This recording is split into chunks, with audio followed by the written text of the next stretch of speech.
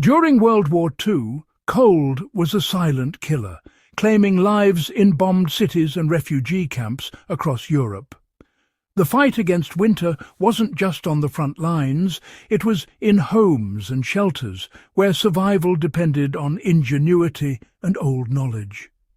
These simple improvised heating methods, born of necessity, still work today, reminding us that resilience often comes from what we already know, not what we buy.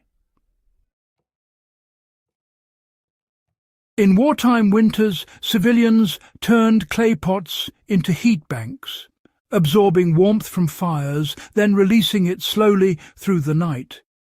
Heated pots, wrapped in cloth, were placed under beds or benches, providing gentle, radiant heat to the most vulnerable.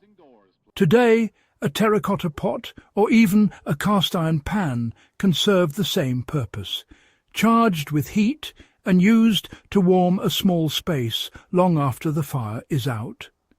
It's a timeless survival trick. Use simple materials to store and release warmth when you need it most. Sleeping against an exterior wall meant losing precious body heat to the cold. Families learned to move beds away from outside walls and windows, clustering near interior walls or shared walls with neighbours to conserve warmth. Even a few feet of distance made a difference, turning a freezing night into a survivable one. In any blackout, rethink your sleeping spot, avoid cold walls, and use your home's layout to your advantage.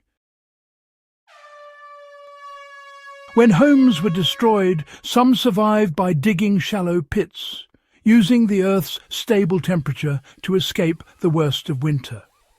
Lined with straw or rags for insulation, these pits trapped body heat and created a microclimate, even in bombed-out basements.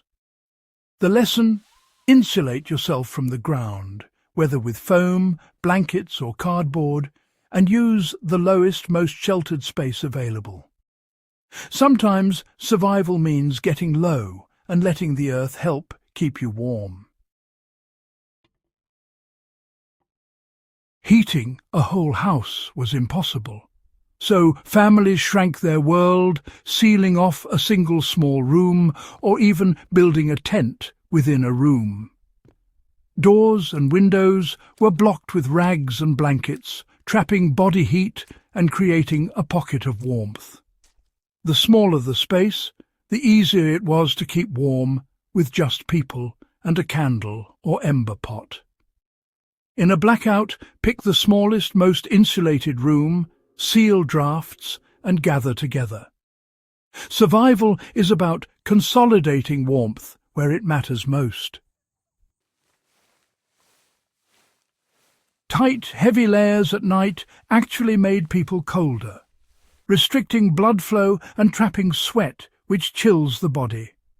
The wartime solution: wear loose, light layers to bed, allowing circulation and trapping insulating air without overheating. Avoid compressing your bedding or clothing. Let your body's natural heat do the work. Sometimes less is more when it comes to staying warm. After the fire died, embers were scooped into metal or ceramic containers covered with ash and used as slow-release heaters. These ember pots radiated gentle warmth for hours, but always required caution. Ventilation was crucial to avoid carbon monoxide. The principle survives in modern hand warmers and heat packs. Capture heat, release it slowly, and use it safely.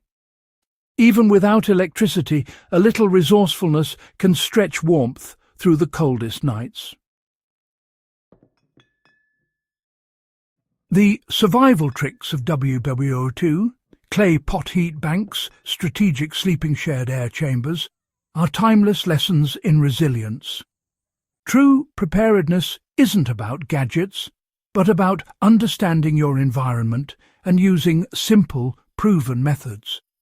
These lessons, paid for by hardship, are our inheritance. Don't let them be forgotten. Subscribe to Survival Stories, share this video, and help keep real survival knowledge alive.